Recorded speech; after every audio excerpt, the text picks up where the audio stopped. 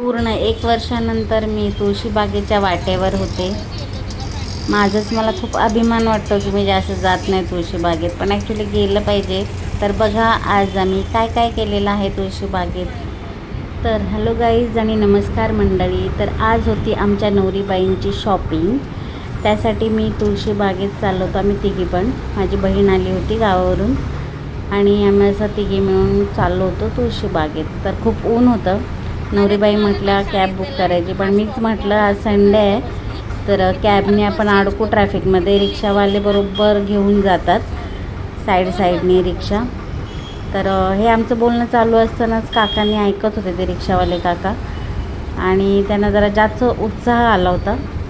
रिक्षा एवढी फास्ट नेलेली त्यांनी की आम्ही 15 मिनटात तुळशीबागेत पोहोचलो होतो. मी तुळशीबागेत पोहोचलो आणि उतरताना ते रिक्षावाले काका म्हणतायत, तुम्हाला आणलं ना मी फास्टमध्ये. तर आम्हाला हसायलाच आलं तेव्हा. म्हटलं हे आपलं ऐकत होते आणि त्या उत्साहामध्येच त्यांनी आपल्याला एकदम फास्टमध्ये पोचवलेले आहे. तर अशा पद्धतीने आम्ही इथे ज्वेलरीच्या दुकानात आलो होतो. तिची शॉपिंग म्हणजे बस्ता वगैरे बांधून झाला होता, पण जे आपलं असतं ना ज्वेलरी आणि मेकअपचं सामान छोटं मोठं, तर त्यासाठी आम्ही तुळशीबागेत आलो होतो. तर इथे असे सुंदर सुंदर डिझाईन्स होते मंगळसूत्राच्या. आणि तुम्हाला खोटं वाटेल पण 15 वर्ष पुण्यामध्ये राहूनसुद्धा मी ही जास्तीत जास्त 5 वेळेस तुळशीबागेत आलेले आहे. तर कोणीतरी मला अवॉर्ड द्यावा अशी माझी इच्छा आहे. गावावरून लोक येतात इथं तुळशीबागेत माझ्यापेक्षा जास्त वेळा, आणि मी बघा काय, पण मला आता आवडायला लागले तुळशीबागेत यायला. कारण तुळशीबागेत आल्यावर हे बघा असे ट्रेंडिंग काय काय आलेलं आहे मार्केटमध्ये हे कळतं. आणि हे जे शॉप होतं याच्यामध्ये मस्त आम्हाला असे बांगड्यांचे सेट, नेकलेस एवढे भारी भारी होते, खूप छान होते. मी त्यांना म्हटलं मी शूट करू का, ते बोलले चालेल. त्यामुळे मी शूट केलं होतं. आणि अशा पद्धतीने मी हा सेट घेतला होता बांगड्यांचा. आणि खूप काही गोष्टी होत्या. माझ्यासाठी तर एवढं नवीन होतं ना ते सगळं. माझ्या बहिणीला सगळं माहिती होतं, पण मला माहिती नव्हतं हे केसात घालायचे की कानात घालायचे. माझं तर पूर्ण गोंधळ झाला होता. मला वाटलं हे केसात घालायचे, तर ते बोलली नाही हे कानाचे वेल वगैरे. खरंच खूप अडाणी आहे मी त्या बाबतीत. मला काहीच माहिती नसतं जास्त. निदान हे ज्वेलरी वगैरे साड्यांवर जे वापरतात ते काहीच माहिती नाही आहे. त्यामुळे मी असं डोळे भरून सगळं पाहत होते. खूप छान डिझाईन्स होत्या. असं वाटलं यार हे घालून कधी मस्त फोटोशूट वगैरे करावं.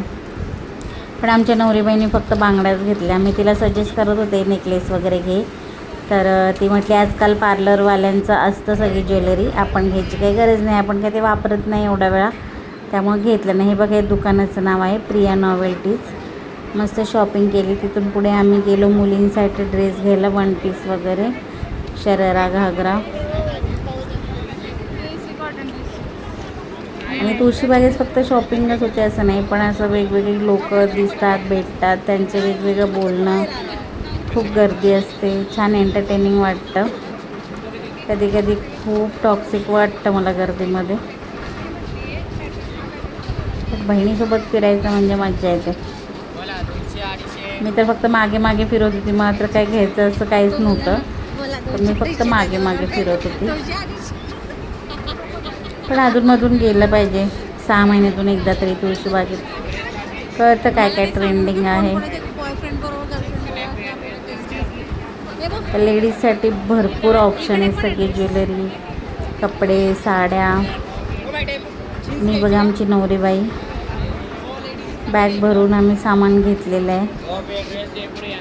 त्यानंतर मुलींचे ड्रेस घ्यायला मी शोधत होतो शॉप. तर इथं आम्हाला एक छान शॉप पण दिसलं आणि खूपच छान कपडे होते त्याच्यामध्ये, ड्रेस. खरंच परवडतं तुळशीबागेत. एकदम वर्कचे घागरे वगैरे खूप कमी दरात मिळतात. हे जिथं शॉपमध्ये डबल किंमत मिळते. मनासारखे ड्रेस भेटले. हे 1,500-2 हजारामध्ये असे छान ड्रेस होते. हेच इकडे शॉपमध्ये 4-4 हजार सांगतात.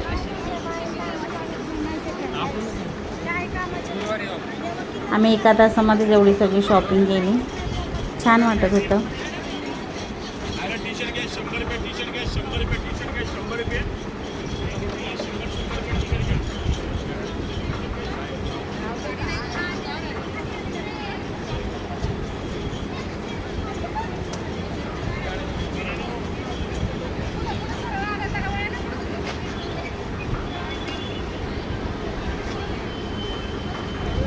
आणि माझी फर्स्ट टाईमच होती, मी पब्लिकमध्ये शूट करत होते. 1 वर्ष झालं मला चॅनल सुरू करून, पण माझी कधी डेअरिंग होत नव्हती पब्लिकमध्ये शूट करायची. पण मी आता स्वतःला समजवते, मी यूट्यूबर आहे, मला हे केलंच पाहिजे. तर तुम्ही पण माझ्या चॅनलला सबस्क्राईब करा, लाईक करा व्हिडिओ आवडल्यास. Bye bye.